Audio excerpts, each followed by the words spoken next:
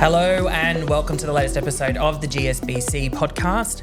I'm your host, Matthew Taylor-Farrington from Purple Bunny Marketing, and today we are joined by the amazing Amanda Waschevski. Did I get that right? Not even close. No, dude, break it down. Was Ski. Cool, perfect. We got there. Waschevski. Yeah. Okay, perfect. There's no in there.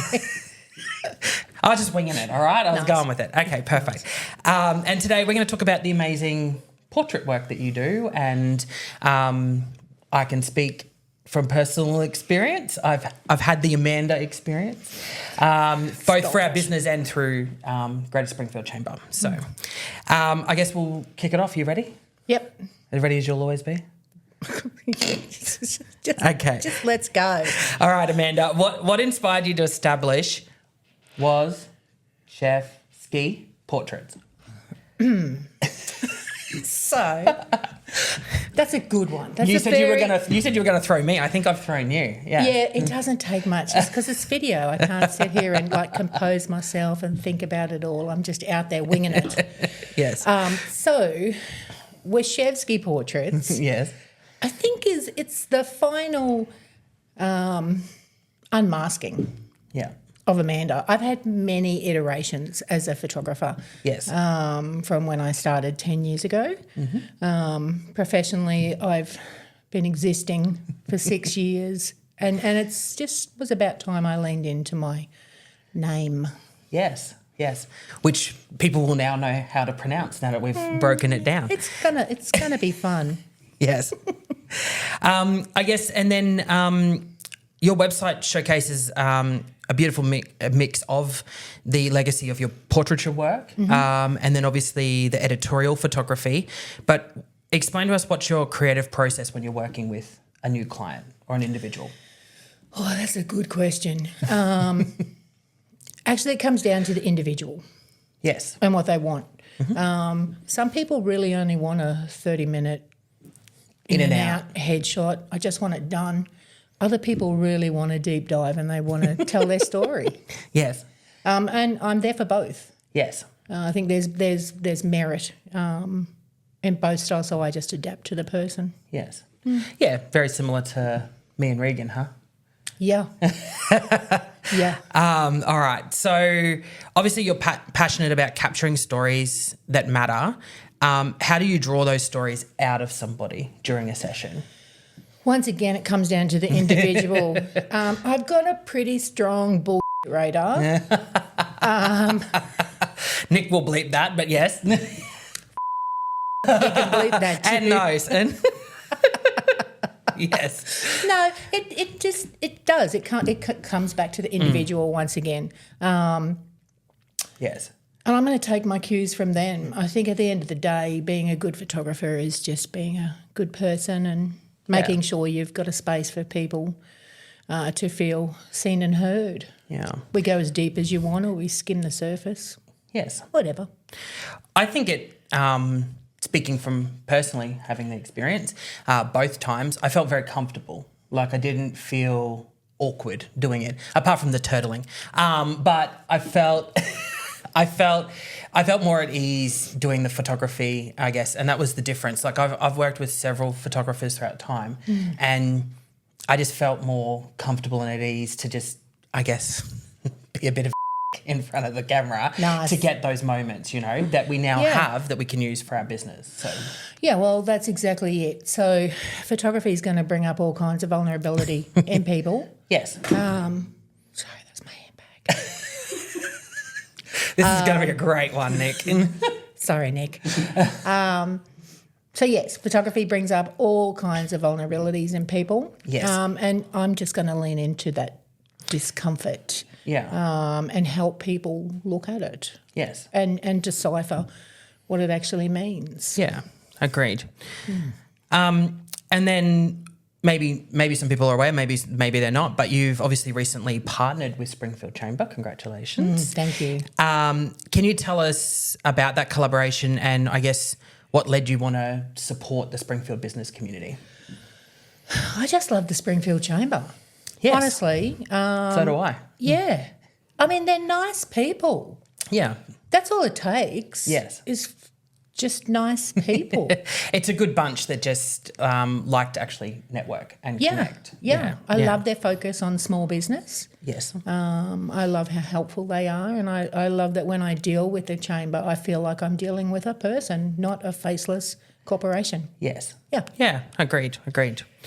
And so as part of that partnership, you're providing the opportunity for someone to win a portrait session. Is that correct with you? Yep, a 30-minute headshot. Yeah, perfect. So you have to make sure that you come along to a chamber event in order to win that lucky door prize and have that opportunity. Yeah. Hell yeah, you do. You get the Amanda experience. Yes, stop it. All right. So you also offer brand identity photography.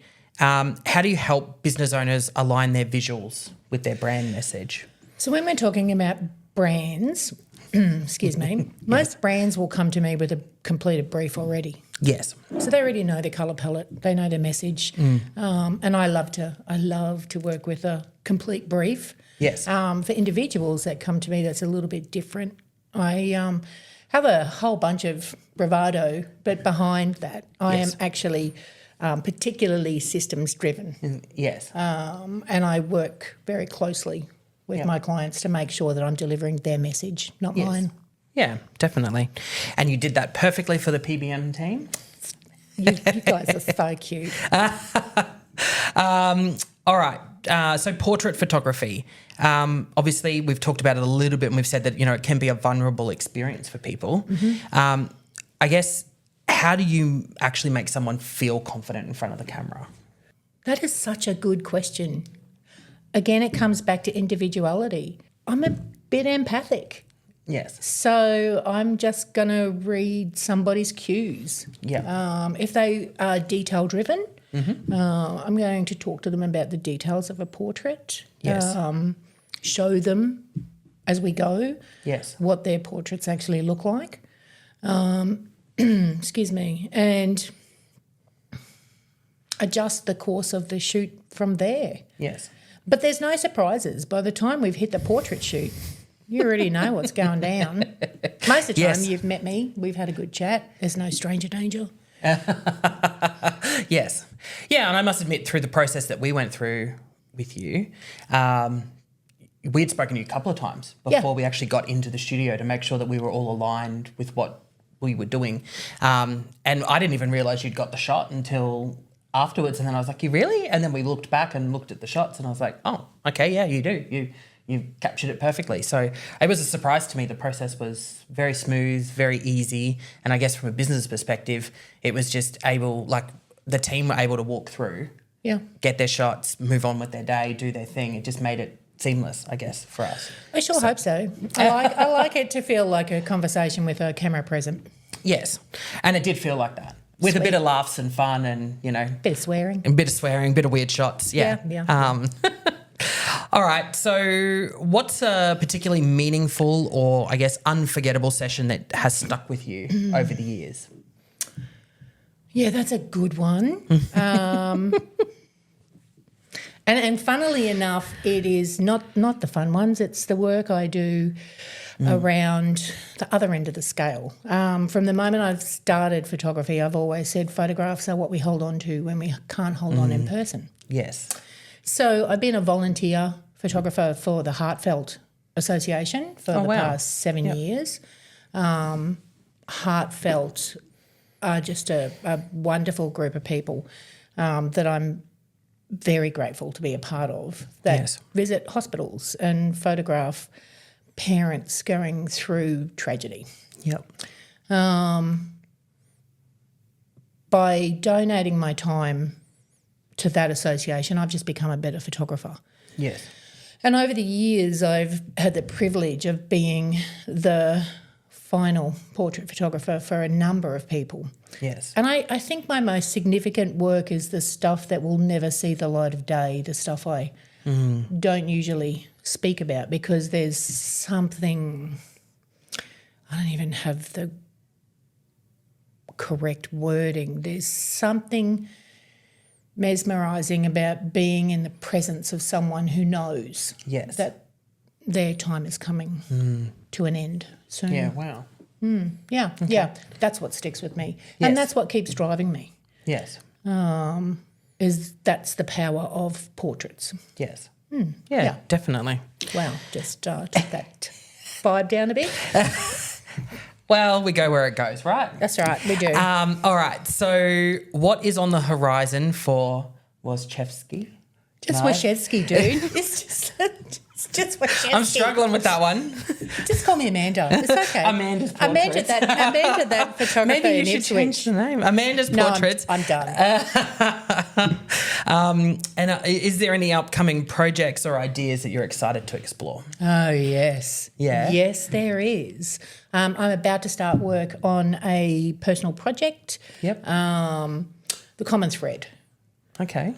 So it is deeply personal, and it's an exploration of the shared experience of womanhood. Okay. So I want to photograph 100 women between the ages of 1 and 100. Yes. Crikey, if I could get over 100, that'd be awesome. Yes. But historically, women have been painted and photographed mostly by men. Yes. And personally, I only find artwork of women interesting when it's been painted by other women. And for this experience and what's happening in the world today, I wanted to explore beautiful feminine poses with the juxtaposition of an expression that doesn't match. Okay. So asking the question, what would your portrait look like if you weren't afraid of offending anyone? Yes. There are some angry women out there, and I am here for it. Yes. And hey, let it out. Let it out. Yeah. So it's huge. Yes. I love it. Yeah, well, that sounds like that's going to be a bit of a big project, one to project. I'll get the right word out in a minute. That's 100 women that you've got to go take through that process. Yeah, that's just the beginning. I think this is my life's work. Okay. Yeah. Is there any that you've already done that you can utilise as part of the process? Yes. Okay, well, that makes it a bit easier, I suppose. Yes. Yes. Fair enough. All right, well, thank you for coming in and having a chat to us. I'm not even going to try and butcher the name again. I'll let it go. Thank you for to having me. Amanda. Thank you, Matthew. And thank you for tuning in to the latest episode of the GSBC podcast, a business podcast for the Greater Springfield Chamber. And thank you for tuning in and watching.